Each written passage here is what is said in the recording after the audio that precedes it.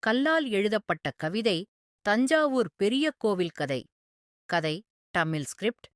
தஞ்சாவூரின் இதயத்தில் சூரியனையும் மிஞ்சும் உயரத்தில் நிற்கும் அந்த அதிசயம் பெரிய கோவில். இதைக் கட்டியவர் சோழ பேரரசின் பெருமை ராஜராஜ சோழன். 1000 ஆண்டுகளுக்கு முன் கிபி 1010 கட்டப்பட்ட இந்த கோவில் கல்லால், ஆனாலும் உயிரோடு இருக்கிறது போல தோன்றும். சிமெண்ட் இல்லாமல் கல் மேல் கல் வைத்து கட்டிய இந்த கோவில் இன்று வரை உறுதியாய் நிற்கிறது. அதுவே அதன் அதிசயம்.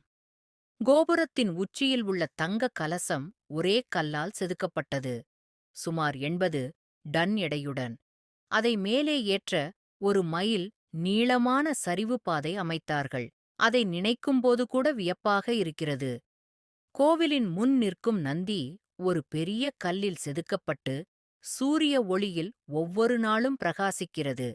அந்தக் கல்லின் ஒவ்வொரு வரியும் சோழர் கலையின் பெருமையை பேசுகிறது.